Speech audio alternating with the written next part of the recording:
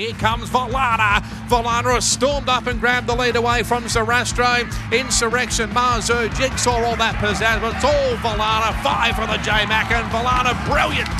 Volana by 3. Welcome to Bet Doctor Behind the Curtain. Look at how pro punters operate. I'm your host, Scoot. I'm in studio with John Walter. Well, why are you wearing your cat suit again? Why? I thought that was only for one episode only. Why have you... Oh, sorry, man. I thought it's just... I've got, I went out last night with white paint all over my face, and the missus was kind enough not to tell me, so I looked like a right deal eating dumplings yesterday. But it's freezing up here, and it must be Arctic down in DK country. How are you, brother? Yeah, we're all right. Yeah, no, we're settling into winter here. It's not too bad. You haven't had the real bad mornings, but not getting above 13 or 14 degrees, but... Nico's been up in the climate. He's back to help, and I need you back, Nick. I've been carrying this show without you, so get to share the load, mate. Hey, good to have you back. How's the cruise? Thanks, DK. It was good fun. Bit of a shock back to the system. Coming back down here last week I was swimming at Cairns, so it was it's nice to warm up there compared to down here. So I had a good time. Airlie Beach was probably the best place we went to. That's pretty good. Definitely want to go back there. So not keen to get back into it.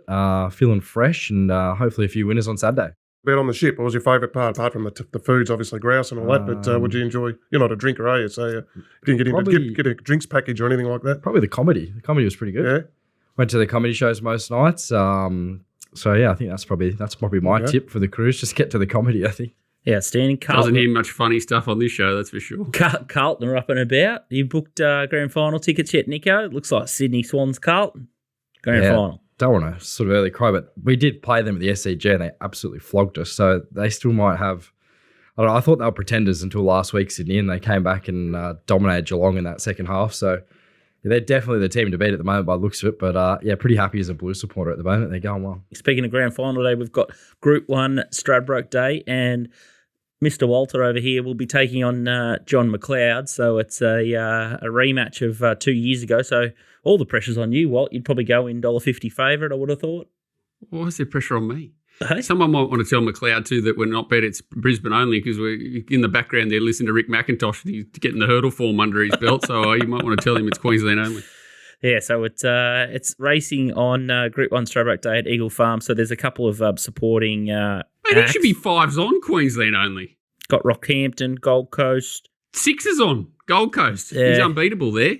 So it's I think I don't know if Gympie's a tab meeting, but we'll have to have a look at that. There's Atherton, Cunnamulla. You're lucky it's not a picnic all-in job. He'll probably pull a rort there and have Lindsay come out of retirement to put a bloody fake price on at the picnics for us for old time's sake. Wowee. Not going to touch that one. But luckily, I think Gympie's not a tab E meeting. But you got the Polly, so that'll be. Don't want to be spewing there because he's a big Polly man. That's his. He'll be spewing, but he'll be betting. Yeah, he will be betting, Tony. But the boys will be hammer and tong at it from 11:30 on Saturday. So make sure you tune into our YouTube channel for the stream. Both boys will be starting on 10K betting banks, and it'll be a 5-hour stream. So it should be an absolute corker. And I got a special co-host from MacBet. Rob Todd's going to join me. Nico Noonan, so it'll be an excitement machine there on Saturday. Isn't he the bloke who said the horse went round like a 3-toed camel or something? What did he say? No, he said scrape it off the track. Wasn't that sprinter? He said the pod went out of the yard. They said they'll scrape this off the track at the end of the race, and I think one did. Was that Najeem Sahale or something? You see the co-host? Oh, he's all right. I've only upset him a couple of times, but I reckon I can G him up. So there's he'll be no sitting on the fence with Rob Todd. He's good. He sticks to his opinion, doesn't he? Yeah, he's got a strong opinion on most things. So he'll be interesting viewing. Mate, I felt like it was going to be old Dicko or something. I thought that was going to be the rematch of the Loving or something. Oh man! No, when Rob Todd slid into my DMs and said, "Mate, can I join the stream?" My eyes lit up. I thought this is going to be entertaining. So he's going to. He must go around the grounds, because I just put a smart-ass thing about Willow, gave one a sore back yesterday, and within 2 seconds he was onto it. He must be betting around the grounds these days, or watching them at least. Outstanding. And the boys are playing for Hutchie's Honkers tour, so I think it's a six-day or six-night tour over at Hong Kong International Day. So that one's the first week of December. I still haven't got DK over the line, but I'm sort of chipping away. I keep reminding him about it, and I can be his chaperone if he decides to pill up and come on the tour. Be a trip that you won't forget. And I think there's, I don't know, there might be a dozen or 15 spaces. So if you want to hang out with the winner of the final this week, and me and Hutchie and a couple of the boys, this will be the year to go to Hong Kong. Hang on, you get a start. Look, how do you get a start? Well, I'm going to go. I've always wanted to go, so I'm happy to go. Donnie wants to go as well. I've done my time over there. I don't know if I'm welcome back. You'll be right. Anyway, pretty quiet this week. We could cover a couple of different topics. Not sure how deep we want to go into a few of them. There's some bookies at the moment that are not refunding pre-nom bets in some of the futures markets. So that's an issue that's going to keep bubbling over. The rehoming stuff that we spoke about, it started to catch fire after our show last week, which is a big issue at the moment from the welfare space. I did see a fascinating interview, and there's a couple of good interviews that you guys should tune in. Gareth Hall and Scott Brunton was an interesting one about his addiction and him trying to bounce back. Not an easy caper to, I guess, be under the spell of the drug ice, but sounds like he's making some big steps. So good luck to him, because that's a pretty tough battle in a really tough industry. It's one thing, it's hard enough to survive in the racing industry without a drug addiction, but some great listening there. Good interview from Gareth Hall, so make sure to check that one out. Half pint explains why he got into trouble with the tax and all that. Then, your head's not right when that's all happening, is it? So he's probably just hasn't worried about it. And then the tax office said, what did the tax office say? Give us $2 million or something, didn't they? Bloody hell. Yeah, I think there's plenty. Yeah, it's like it's very easy when your overheads are going up to get in a tax hole. And I think there'll be more than one trainer in a similar position, unfortunately.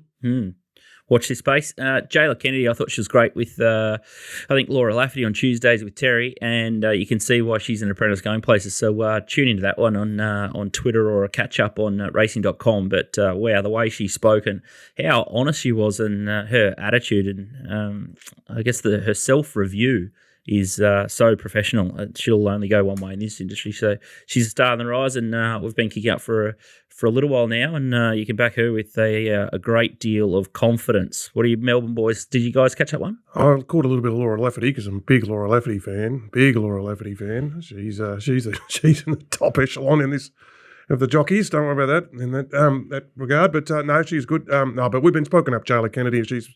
She's for a 3 kilo apprentice. She's a beauty. So and this time of year she's dominated. So.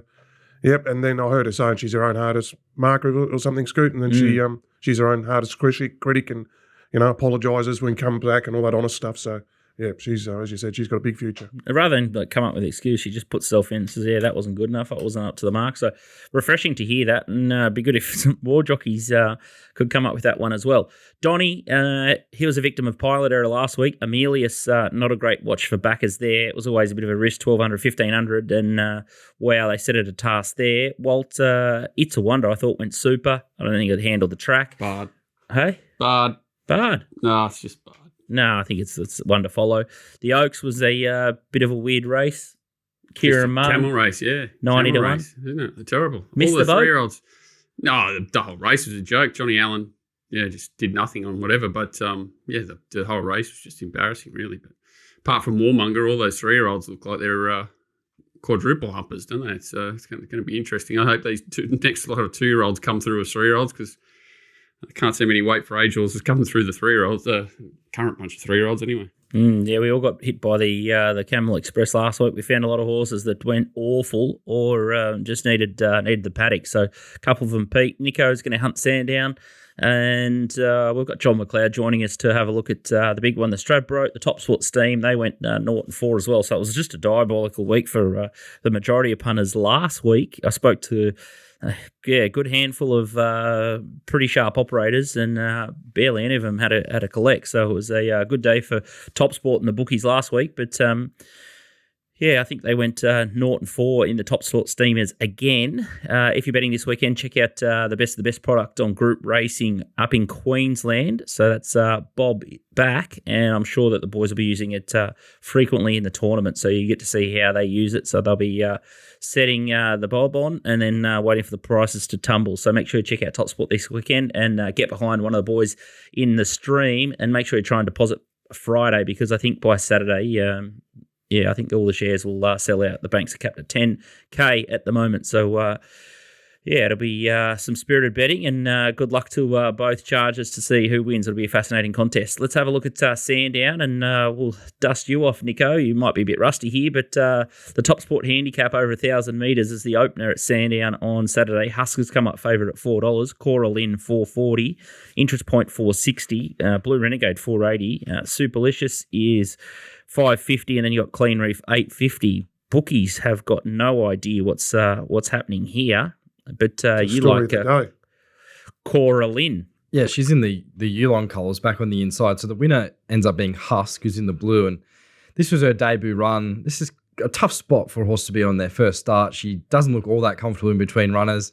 Could have easily gave up there. But once the gap came, I thought she hit the line strongly. Husk kind of gets away with the race here. But I just think with a bit more race experience on her side, I think she can definitely turn the tables on the winner there. And then you look at the boys here, they've got to give her a fair bit of weight. Like Interest Point was a good winner last start at Caulfield, but he does have to carry 59 relative to her 54, and off figures, it doesn't suggest there's a whole lot between them. So I thought that was a really good debut run for a filly staying at 1,000 metres at Sandown, so it's pretty much just apples to apples. Yes, she does have to take on the boys, but they have the weight, and her recent jump out at Cranbourne was outstanding work. She just travelled up there, extended beautifully late. I think she's taken a lot of improvement from that first up run. Oh, here it is, in the Yulon colours. Yeah, it was really slick piece of work. So, like I said, I think she's improved potentially off that debut run, and just looks a very professional filly off what we've seen here. Just easily puts her rivals away. Not sure there was that much in behind her, but it's probably this part of her work that was most notable, the last 2 to 100 metres. She's really extending nicely late, and that horse on her inside's under a bit of pressure to keep up with her, and she really puts it to the sword late. So I think she's improved off that debut run. If D Lane had have stuck here, I know he's not in great form, but I probably would be declaring it, to be honest. So I'm pretty happy to bet up at $4.40. I think it will start favourite, and be very hard to beat. So she's my best of the day. Happy to play up early. She's got a little bit of a tricky map from 2, be a similar run to last start, but hopefully she's taking that natural improvement from race day, take the gap, and hopefully win. Nico, launch job like this, and take the early price $4.40. Don't mind the little jump out too after a debut run. You like that sort of scenario, DK? Love it. Love it. The jump out in between runs. Love little it. Clean out. Love it. It's a lot more common these days. A lot of the trainers are using it. On a 2-year-old like her, that's who's just, you can see when she's accelerating there, she's still had her head a little bit on the side, so she's going to benefit from every time she does that. Frosty went and got himself suspended on last Tuesday or something. He's out for 10 days, so that's why he's not riding. But I think Celine signals a bit of intent there early. They're going to not muck around. She was up outside the leader there. The Blue Renegade Interest Point form, I don't know about it. Blue Renegade meets Interest Point, or he meets at 2.5 kilos worse for what a short margin. So the Interest Point might be vulnerable here off that. And then you said the other one, I like it can turn the tables with a better running transit. So Nico's, I like the platform of that debut and the jump out in between runs. All aboard. Outstanding, high level of confidence there for Cora Lynn in race 1 at Sandown. Sandown race 6 is the next one. It's the Quay Clean benchmark 78 over 1,600 metres, and Nico's got a very strong handle on a lot of these horses. So interested to see who he's tipping here. And Hard to Cross is favourite, 7 into $5. Concord, $5. Jabberwocky is $7. He's Beset, $7. Falcon and Malta, $9. Hennessy Lad, $13. Chartres, $13. Crackerjack Prince, $14. And then you can get 19 or 20 or better the rest in that field. So Crackerjack Prince is the horse that you like here, Nico. Last start, only beaten a length by Bigolino, and he's Beset. Yeah, this was a high rating race, and Crackerjack Prince is just in the fluoro colours down the outside. He runs the quickest, I think it was the quickest 6 and 4 of the meeting. Really looks like he's going to loom up and win here, and I just think his condition gave out this last probably 100 metres. Those horses on his inside come back on him. He was only second up. His first up run, he ran some quick closing sectionals, quickest of the race behind He's Beset, again, who just comes back on him late. He's Beset $6 here, and he's 14. Started $5 there, gets Declan Bates going back aboard. I know Jayla's flying, but he seems to have the key to this horse. Won in him last campaign when he went on for a Todd panel. The winkers go back on, and I just thought he was set to peak third up. Looking through those sectionals, you can make a huge case that last 100 metres he was just out on his feet. So set to peak third up, and in a race where Hard to cross. It was a good winner last start. We found him. Taylor was our girl on that occasion, but he rises a lot in the weight here. I know he comes back in grade, but I think he's probably better suited in those kind of races where he's down in the weights. $7 is probably a little bit of overs early, but into $5. Concord, the favourite, doesn't have all that strong European form from what I was looking at. Was beaten in a fair few benchmark races, so did jump out well, but it's a big unknown first start here in Australia over a mile when you've got a few horses that are, really racing well. And I just thought he was just absolutely set to beat Crackerjack Prince, and he's a good horse on the surfaces when they're, good and soft range. So I think that's what we'll be dealing with on Saturday, probably closer to a good track than a soft. And that's probably his advantage on a few of the other runners. Like Hard to Cross is good in the wet. Jabberwock Keys is a really good wet tracker. I don't know if that would necessarily be the case on Saturday. So, $14 when he's beset was $7. I think you can make a real case he can turn the tables on that horse just looking at the sectionals, and he peaked on his run last start. So, I'm pretty keen there at $14. I think he's going to run a big race. Outstanding stuff. DK, any thoughts? Oh, not really. Like I gave that horse, I thought Crackerjack Prince had a good chance the other day there. And another reason I reckon at peak, Nico, is that he's just been a bit keen in both his runs. And while Jailer is obviously flying, we're just talking her up, I think he might be a better horse with a senior rider. He's always had senior riders in the past, and D. Bates has won on him and other senior riders. So I think the senior rider going back on is key, just to get him to settle a bit better early, and then I also might see him finish his race off a bit stronger. But no real opinion on that race. Looked a bit as the program. I mean, I think the shortest horse all day is $4. Like it's just $5, $6 the field all day there. It's sounding like I'm cured. I'm cured of the Metros after the last couple of weeks. Cured. Jeez, I made a boo-boo there last week with Quantum Cap. But anyway, whatever else. Oh, didn't it go? Well, didn't run the trip. Like you fucking think like. There was a thing right back to Swan Hill didn't run the trip either. That's the thing. You think things have got the best form, but they've also got to be strong at the distance. And Berkshire Breeze just blew it away. Best form, but they've got to be able to run the trip. Didn't run the trip. Hack. What's the lesson? You've got to stay out of those 2,500 metre camel races, remember? They're just so tactical. That's right. Yes, that's right. That's right. Yes, that's right. I'm cured of them. Just keep falling into them, though. Unreal. Remember when Nico went about 10 weeks in a row where he was the 2,000 Pleader Plus race in the first race of the day or something? He just was on fire. Every time. He did. He's a smart 2,400 metre stick. Crackerjack Prince, he's got the big ticket, 1,600 metres. So, the trip won't phase him there. So, nice one at each way odds there, $14 and $4 a place. Declan Bates. Trev Lawson's man, Deck. So let's God give that strength. So Coral in the first, and then an each way play on Crackerjack Prince. Puntingform.com.au is a proud sponsor of the show. And if you want to transition to a semi or full-time punter, make sure you check them out. They've got all the sectional data and lane data, and you can absolutely just spend hours or seconds into the form, and it's the fastest way I can get through the form as well. So make sure you check out puntingform.com.au. They are a godsend. Got John McLeod to talk all things Stradbroke Day. How are you, John? I'm glad the punt was not last weekend. That's what I've. It was an absolute shock. You wearing a wig? Are you trying to disguise yourself there? Throw off or something? What's going on? I've been out swimming and carrying on. No, not really. Just bit of breakfast? No, desperate for a bit of breakfast. This is my time. About another 10 minutes. I'll be going it's somewhere. Lunchtime. It's lunchtime. No, I'm on the. That sort of Ramadan. I forgot you're into Ramadan. I forgot. Yeah. Oh dear.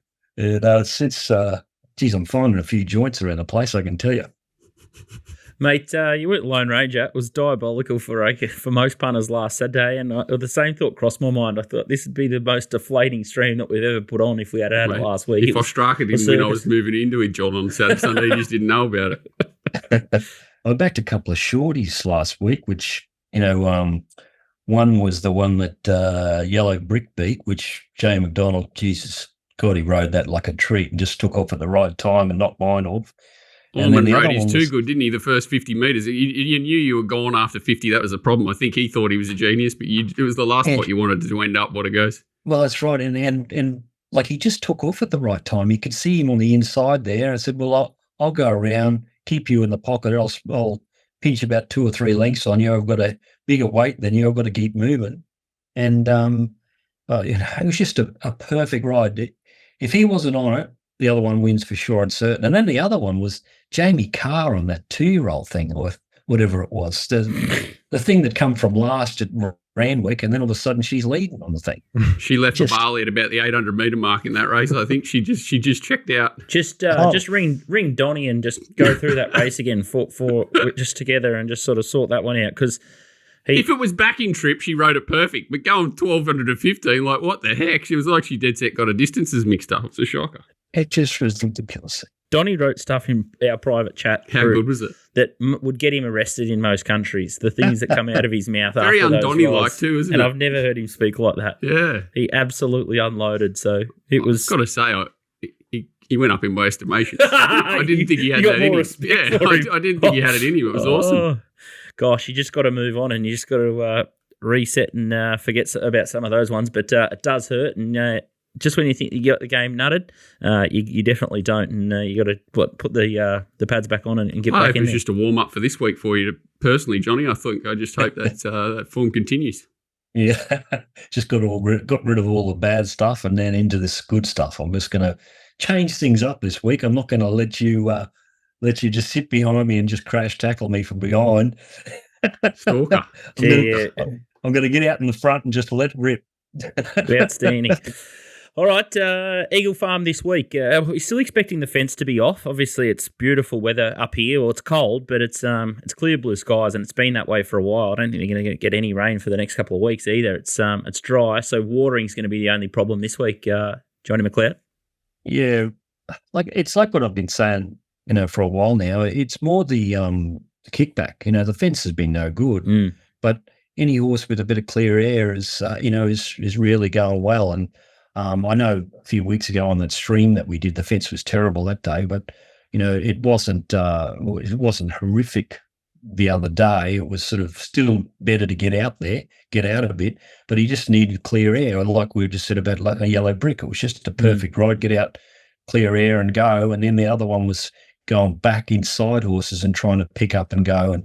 And it's always, we haven't had this sort of dry weather for a while, and so you don't really know what you're going to get. Like, I think, like last week, we had the track at Eagle Farm as a good three. So the top surface is just moving, and underneath is pretty hard. So it looks bad, but it's not that bad. So again, that just sort of goes back to what I'm saying, is that top surface being thrown back at horses is just no good. All right, let's try and make some sense of it. Looking at a couple of races at Eagle Farm. Let's start with the biggest one first, the Stradbroke Handicap. Odds courtesy of TopSport, and Valana's the favourite here, 7 into $5. Antino $8.50, Bella Nipotina $10, Magic Time $11, Benedetta $11, Menable $11, Steffi Magnetica $12, Freedom Rally $13, Sweating on a start there, its first emergency.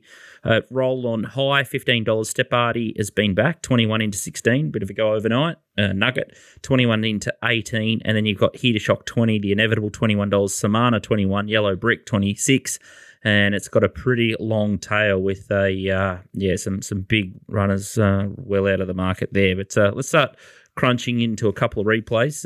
You can have the honours here with Valana first. Johnny McLeod, like this one?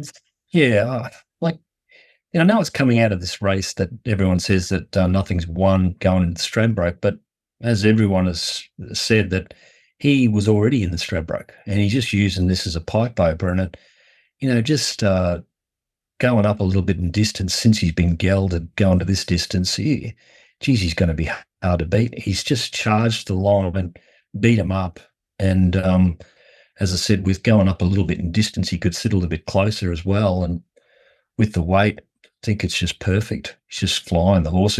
It's the gelding that's done it. And you see this happen a lot. Horses that get gelded, they just improve lengths, and this one has. Let's have a look at Antino coming out of the Doomben 10,000, and Bella Nipotina is obviously in this race as well.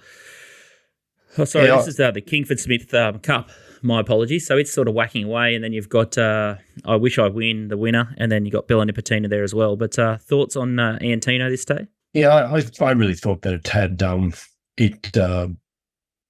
as Antino, did you say? Or Antino. Bella? Yeah. Antino.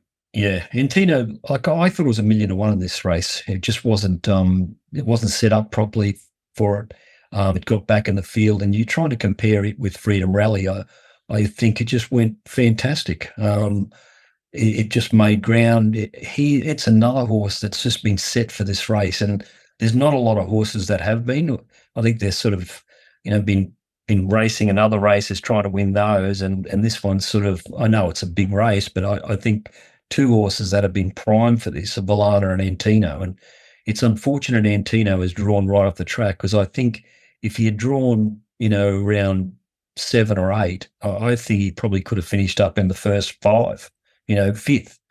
But here now he's going to have to be trying to be midfield and try to get a bit of cover. And but I do think his run was good the other day. I thought it was iffy whether he was back, but looking at that run the other day, the way he finished it off, I think he's got him right for this race. Magic Time, she lost a shoe last time, and she wasn't really that far behind, and I think she got a few cuts and things like that. I just worry with horses like Antino, 54.5 kilos, and especially Magic Time, 55.5 kilos, just at the weights. Are they well in? Oh, well,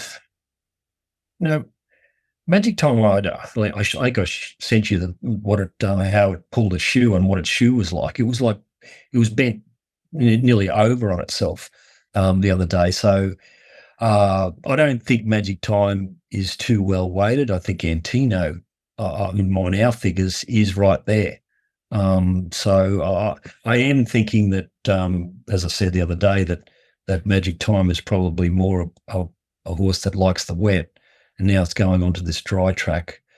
It'll probably get the right run and everything, but you've got to forgive it. The other day, which you probably could, you got to think that it's a dry tracker, not a wet tracker, to get it right there. And I really can't. The horse that I really like from a weights perspective, and I'm going to try and say it before Nico just sort of jumps in over the top of me, but let's have a look at the replay at Scone in the Luskin Star, and the horse that I like here is Amenable. He carried 60 kilos this day. He's in the lime green, and Nico's got a couple of posters of Amenable on his dunny door, and he just takes a pretty sharp right-hand turn and nearly knocks Gravina fair and square over, but the horse is absolutely bolting. After he's just cannoned into that horse in the wrong part of the track, he then picks himself up and just charges through the line here, and I thought it was a cracking run. And you speak about geldings, Johnny McLeod. This horse has been gelded, and since he's been gelded, the last prep that he's had some absolute corker runs. He nearly won the all-age stakes, gave everyone the Friday of life because everyone had forgotten about him at 50 to 1. He was super behind. First up, he was against Von Hawk and probably should have won that day and sort of settled a bit closer than usual. But when I go deeper into this guy's form, like he only got beaten by 1 length in a Toorak. In a Memsey Stakes, he's only been beaten sort of 2.3. He carried 58.5 that day against Mr. Brightside and those sort of horses, and now he just drops back down to a luxury weight of 53 kilos. But Chad and a wide gate is probably, the cases against. But for me, he just looks like an auto bet, Amenable. How much of the truth are we supposed to say in this? Never let the truth spoil a good story. Well, I don't know. If you want something up your sleeve, well.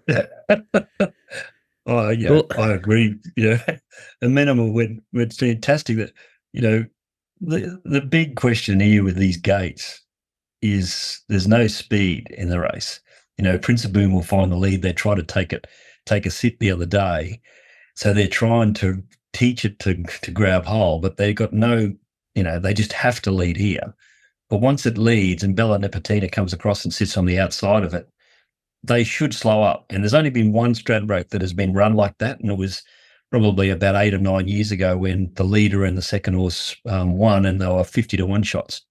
Now, if they let them do this, these horses drawn off the track like Amenable, Antino, Roll on High, what else is there?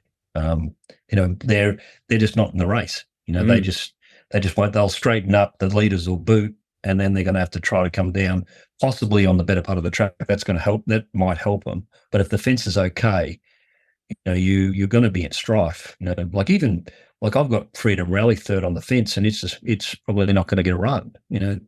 you've got 4 horses that have got some sort of speed. Prince of Boom, Bella Nipotina, Benedetta will probably park just in behind the speed, and then you've got Here to Shock, who will probably rail up into an okay position, but whether he's got the class or not, I don't really know. But that's why I'm hoping Valana goes forward a little bit out of the gates and just puts himself, firstly going up in distance a little bit. He can show a little bit more speed, and he'll beat those horses in the first 3 or 4 if he's only given them a length and a half. True. Yeah, I was sort of hoping that Chad might be a fraction more positive on Amenable, and I was hoping that I think he's in 16, Valana's in 14, so I was hoping that Chad would try and sit 1 or 2 pairs behind Valana tops, and I thought the weight swing might be enough to pull him over the line. What John McLeod said his piece, you were going to tell as much of the truth as you can here, Walt? I haven't done the race, probably won't be in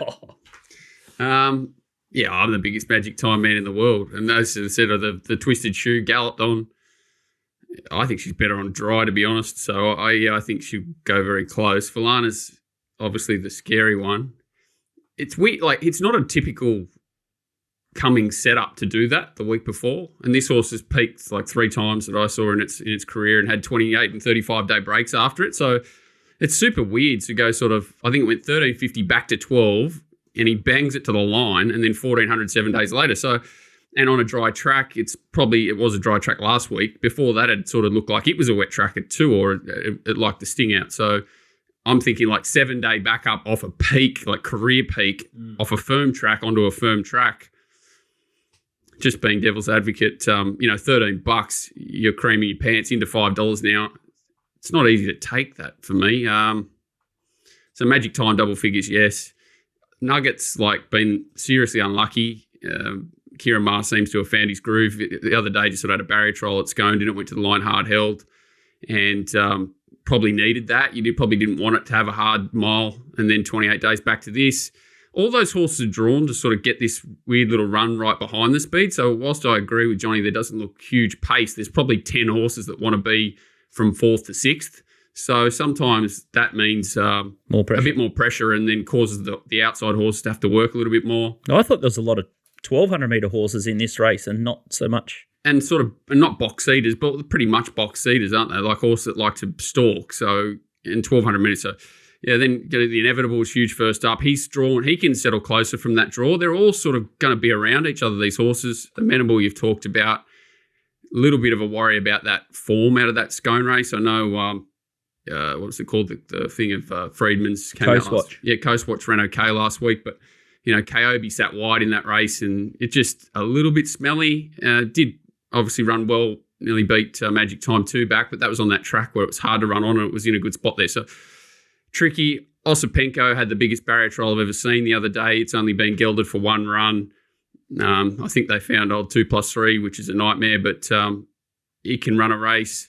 Samana's just a freak, as in competitor. If it lobs up on speed, you can see her running. There's no doubt they've targeted this fresh. Don't know what you do with Stapati. The ride on it the other day was just embarrassing. Now it draws perfect with blinkers on.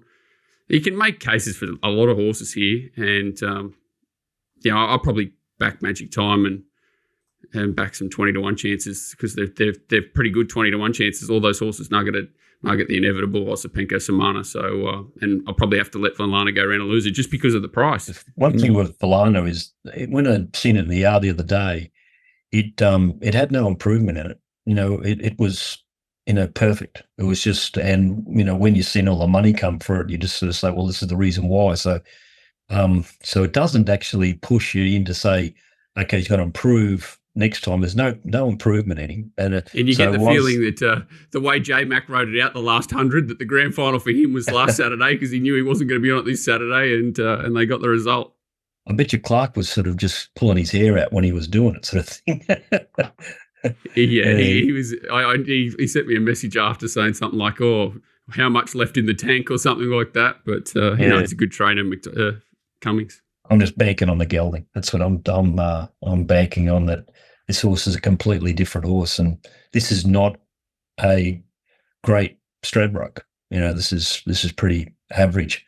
I do think there's a 100 to 1 shot, which I'm going to throw something on as Cepheus. So I know he's got a bad gate, but I don't think he deserves to be. He's probably going to be 200 to 150s on Betfair. So I'll be throwing something on it for the show for sure and certain. Last time he was 100s was first up at Doomben in that midweeker when we were on him. Do you remember that, Scoot? Yeah, that was really good. A midweeker, I think he won about 7 of his next 8 or something. It was awesome. Didn't they snag him out of that race and it just charged to the line? Flying up the inside. I think he might have run a place. Yeah. Yeah, he's got a ton of ability, Cepheus, and he's definitely one of ours. So I couldn't knock anyone that was going to back him at 100 to 1 either. Nico, have you had a look? I've had a brief look at the Stradbroke. I think with Volana, it's just whether you trust that last start. Like, is that really, from a ratings point of view, he's gone to that level before a few times and won. But was that win, was he a bit flattered? Like, Jigsaw was third. Like, Jigsaw can't go in Victoria DK. Like, was there just nothing in behind him? And I thought John's comments were interesting where they are, because I've backed him many a time, but I backed him on Saturday thinking the 1350 would have hardened him up for the 1200, because he's always a horse when I've seen him, it's a bit soft in condition. So I think that's probably a big thing as well, that might have just had him cherry ripe for the back and distance there. So, but the gelding could explain that too, Nick. You haven't seen him since he's been gelded, so This is a hard horse to assess. He's got a lot of ability, as we saw, but it's just whether you can. If you take that run in isolation, he just wins. If you factor in a bit of his other form, maybe not. He never struck you as a horse that had improved out of sight from gelding either. Like, he was a professional that used to just, like, it's not as if he was wayward or anything like that. I understand it can help with other issues, but anyway, see what happens. I think it's the greatest gear change of all times. It's better than blinkers on and all that sort of stuff. Gelding can add lengths to horses. I just keep coming back to this is a different horse. Yep, and that's my theory with Amenable as well. Johnny, I might as well get you for the next one, because I think your comments, especially from the yard, I'm going to make you do some overtime here. But while I got you, let's have a look at Eagle Farm Race 9, and this is the Q22. Odds courtesy of TopSport. Fortner Park $4.20, Kovlika $6, Adelaide River $8, Bois de Jean $9.50. He's a shocker $11. Hueta $13, Light Infantry Man $16, Vow and Declare $16, and then Amakura at $17. Spirit Ridge absolutely flying $19. And you got Nemerian out the gate with Converge, who might be back in life, but that's the guts of the race. The horse that caught my eye, or I thought was the most interesting runner, was Adelaide River. The Kilturnan Stakes here, you can see over 2,400 metres. This is a race where he beats Valiant King, and I think Valiant King's a little grey horse in behind, and it ran in the Caulfield Cup. But the reason I found Adelaide River here is because he's used to being up and on the speed, and I thought he did really well, because the horses that sort of took him on are in the yellow and in the maroon, and they drop right out, and he sort of just toughs it out over the 2,400 to win the race. So let's now fast forward back to the Lord Mayor's Cup, and this is his first up assignment at Eagle Farm over the 1,800, and you can sort of see him about to work into the race outside Shock 'em Over. He's in the Lloyd Williams colours with the big red hat, and he just didn't let down or do anything here, and Just Folk sort of had a picnic. He had a 12 out of 10 ride out in front. I thought this race sort of flattered that leader, but this horse importantly pulled up with cardiac arrhythmia, so he had genuine excuses this day, Adelaide River. There was a ton of money for him, and I guess the big question is, what did you think of him in the yard? Well, he was the horse that he was stirred up. It was strange. I don't know who actually said that it was perfect in the yard, but as soon as the jockey got on, he went berserk. So to me, he's a very sturdy horse, and you wouldn't. He's not a horse you'd be able to punch out of the gates or do something with. He's one of those horses that you just got to let him land where he lands and just hope. I hate those type of horses. You can't sort of jockey with them. They rule the roost more or less, so that's a worry. I haven't done this race yet, so I can't really comment on it. But I do remember that day that he was that he did go off his head. And what's he got? He's got 6 gates, so he's going to probably be able to do whatever he wants to. He'll land, probably midfield, won't he? I suppose. At the moment, we've got him on our auto maps. We've got him still back, but with McDonald on, he won't be that far back. So no, so he gets Dylan Gibbons off, J-Mac on. Let's have a look at the other key lead up here, and it's the Doomben Cup. Is there any chance that horse had barrier trial arrhythmia there as well, rather than cardiac arrhythmia? Well, It looked like barrier trial arrhythmia to me. Yeah, that was it. Yeah, that's what I go a thought lot here. better this and, week. Don't worry about that. I would have thought so. So big improvement here. But Bois de Jean is the winner here. New Endeavour runs second, which is absolutely sickening. Threw it out as a bit of a roughie last week. Did you and think then you were you've a chance here? Oh, I thought it was a chance everywhere. And then you got Fortner Park, and then you've got Kovalika, and then Amakura sort of hitting the line down the outside. But I thought the roughie here, but she might get a long way out of her ground, was probably Amakura. I thought she's just been a run behind for whatever reason, and she spotted a lot of those horses, a great deal of fitness, but her card's sort of marked here. She's got Barry 18, she's got Mzara. They won't try and knock her around because I think the spring's more her go, but I thought she's the one that could appreciate the bigger track and then stepping out to 2200. But yeah, there's a few horses. I just don't think it's a real, a vintage Q22. And then you got Chris Lees, who's got Adelaide River, who's a genuine sort of Cups contender if he's right. And then you've got Amakura, who profiles well this sort of track and trip, and spring's going to be her go. I think he's sort of got a half stranglehold on this race, given that the rest of them are just sort of like beaten up horses. The other horse I can't really figure out is Light Infantry Man. Like, what's he doing there? Like, he's had a pipe opener, perhaps, in the Scone Cup, and then he rises now to sort of 2,200 metres. It's a bit of a mystery. What do you think? They're chasing the prize money, aren't they? Yeah, Converge is doing the same thing. It's They're all chasing ridiculous. the big prize money. Any thoughts out of the Doomben Cup, John? Well, I'm just looking at our ratings on the two horses you mentioned, Adelaide River and Emakura, and on our figures, Emakura is probably going to, Adelaide River is probably going to have to go about 4 to 5 lengths better than that run to beat Emakura. Yeah. That's without maps. So, it's possible. It's possible, as you're saying, that it could have been a barrier trial, could have been whatever. I haven't gone in depth to it, but just looking at on our figures, Emakura went through the roof last start.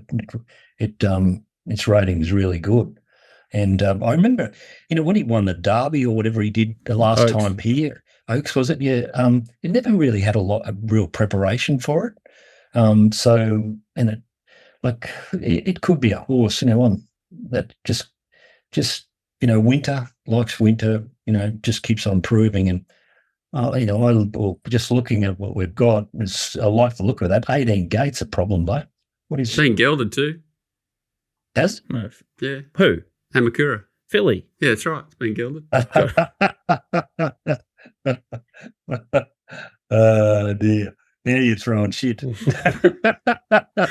that's about all I can offer on this race because it's horrible. Yeah, you got about 5 hours of throwing it, so you might as well start throwing it now, I guess. There's no real difference. It's all a bit of a blur. I thought Rob was going to be on the couch, not on the mic. No, we'll get him on the mic. I think he's going to provide some really good insights. He's going to sit next to me and then you, so we'll have the similar format to last time. Nico, any thoughts on the Q22, or haven't got that far? Yeah, you might need a tongue-tie, old Rob, but I thought Faulkner Park. I just couldn't. You're kicking off Amakura. He gave it Winburn. He, just smashed it to the line.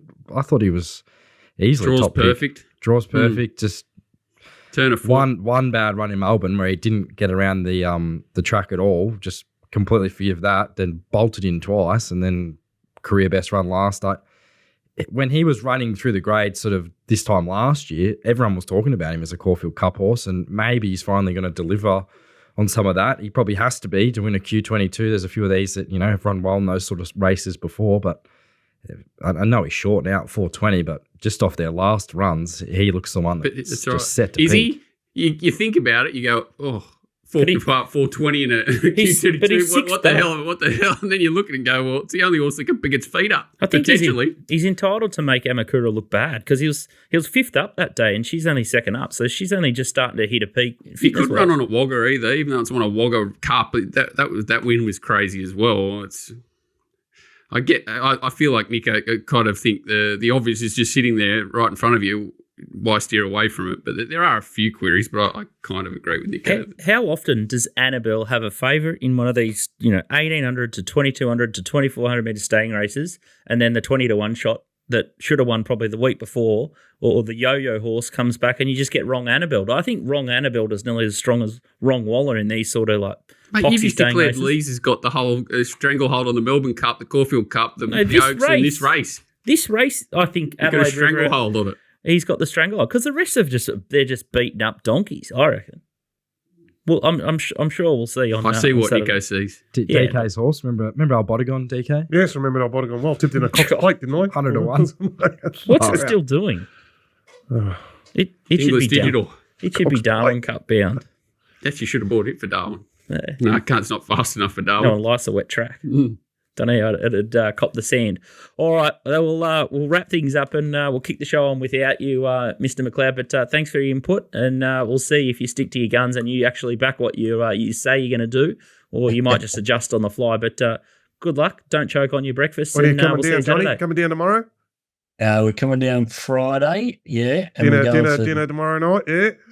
Yeah, Paddy's got us in at the Drum. Well, hopefully the Drum. Drum, yes, off to the Drum, I believe. Yeah, hard to beat. Yeah, and so that's gonna be good. And then we'll get out on Saturday night somewhere too. I think you will have a surprise starter in the studio on Saturday.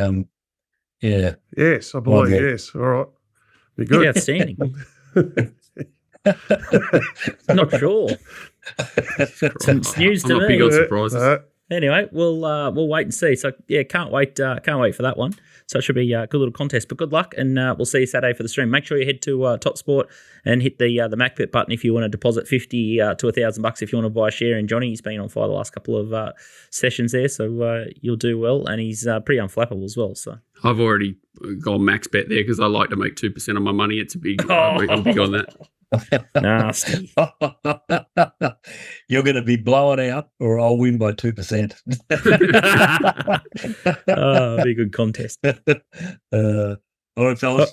Thanks, mate. mate. Down there. The other that race we're going to have a look at is race 6. I'm going to put the Captain Obvious hat on here, but let's have a look at the JJ Atkins 1,600 metres. It's a Group 1, and Broadsiding's the favourite here. $1.90 into $1.70. Bitter Creek, $8.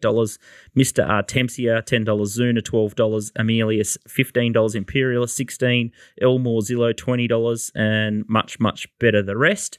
And the replay we're going to have a look at is Broadsiding. Gordo found it. Everyone found it. Everyone backed it. And it was just a steamroll job.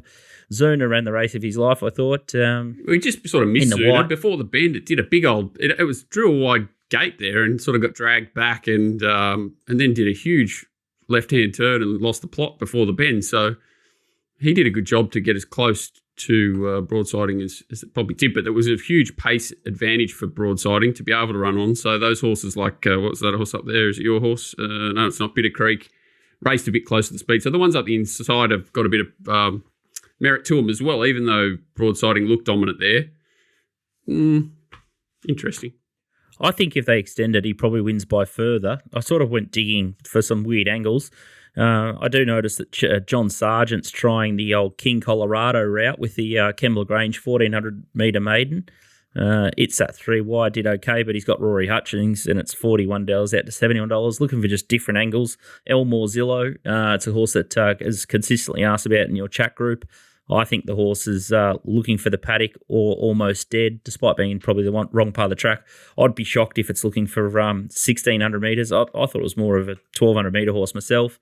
And then you've got Imperialist and Ameliist, who come from that, the Phoenix last time. So they've already been to the 1,500 metre range. So I could see them sort of running good races on the back up there. And especially Amelius is a bit new to it and sort of got carved up, as we said, by Jamie Carr last time. So it wouldn't shock me if the Phoenix form sort of holds up. And, happy to be against horses like Bitter Creek. Zuna was good, but, again, Zuna, not sure if it'll run 1,600, whereas Broadsiding lead up. And $1.90, I think, was great shopping. And $1.70, I could definitely play it.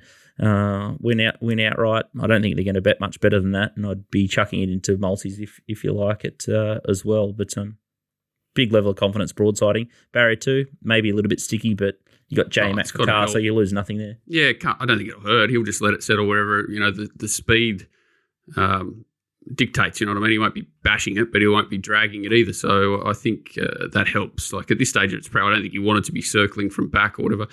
that the horse you sort of have mentioned, the different form is Mr. Artemisia. Interesting. Yeah, it's the one. 15-9. I like 15.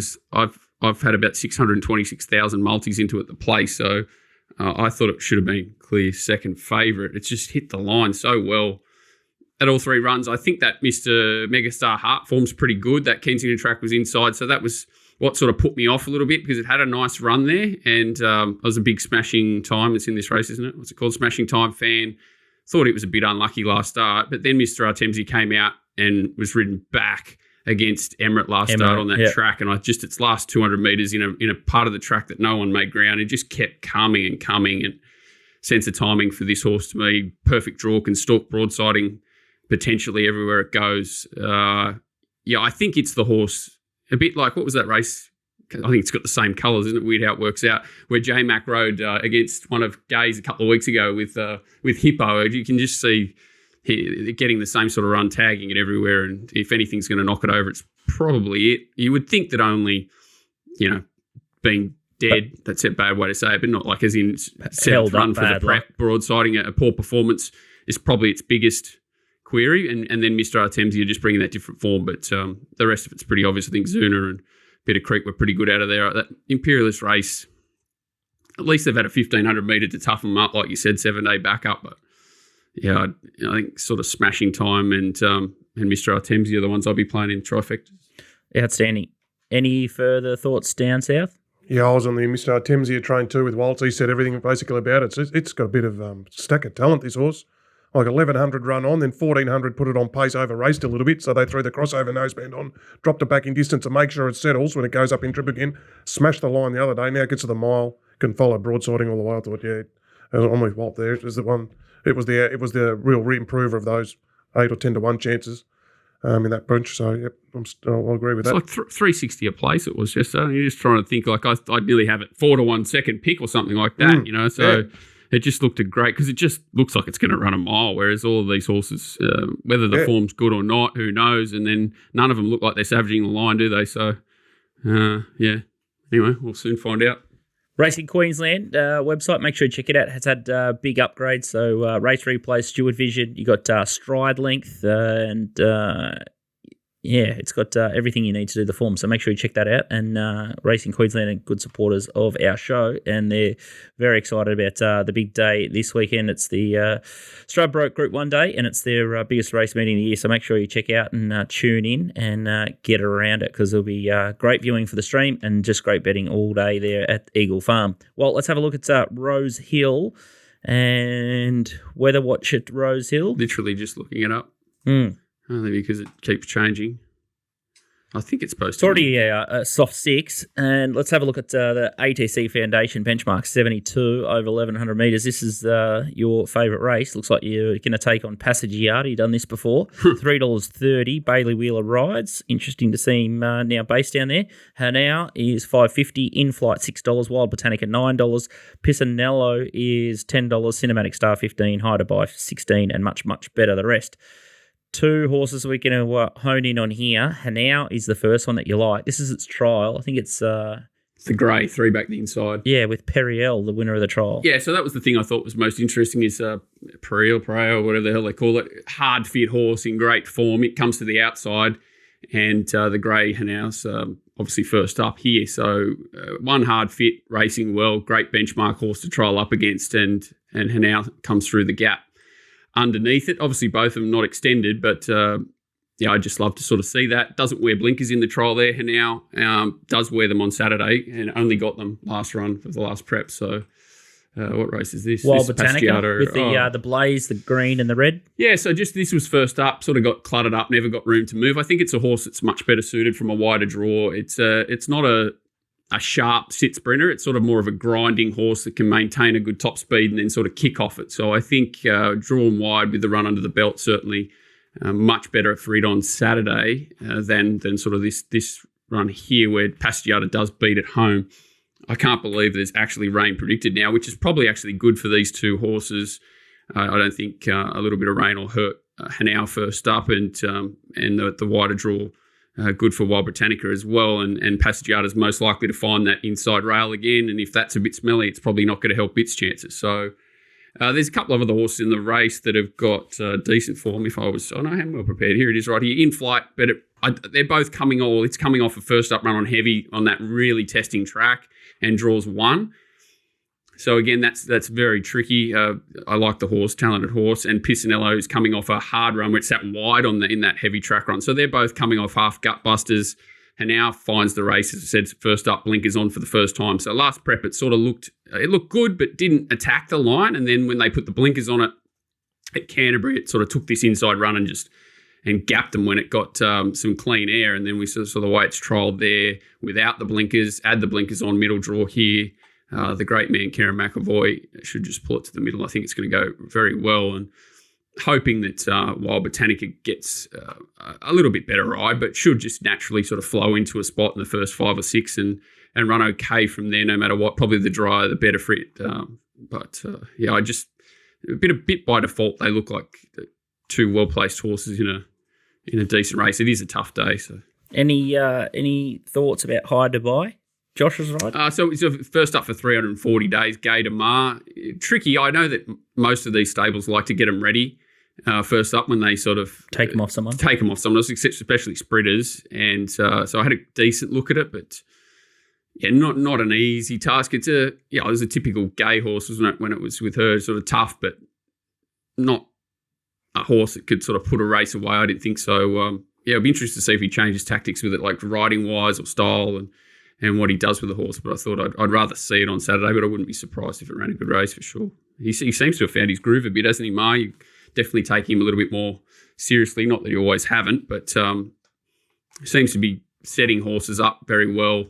Now in Sydney, seems to be certainly targeting races a lot better than he was 12 months ago. Yeah, outstanding. Must have some good staff helping him there. RacingWatch.com.au for more Johnny stuff. So he's 7 days a week. He does not sleep, Discord or Telegram, and you can get behind him this weekend for his stream on Saturday. So make sure you check that out.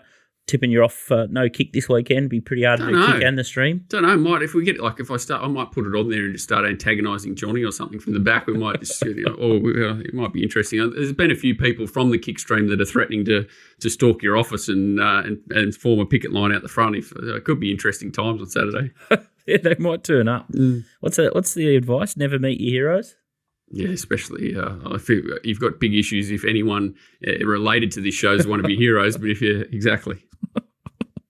Oh, I'm interested. I'm curious at this surprise guest that DK knows about that I don't. And Johnny McLeod. Yeah, mate, I was sweating up bad enough about your surprise host, but that's a winner with Rob.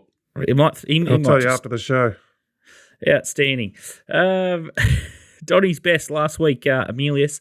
Been enough to give him the week off. He's filthy, but he's going to butter up with Eagle Farm race 6 number 1 broadsiding. So Donny's going to steam into the James Cummings horse for the JJ Atkins. So keen on that one, but giving him a spell this week after Emilius. Any chance that Steve Hewlett's let Turbo out of the dungeon for the week? He could be the surprise guest. He could be.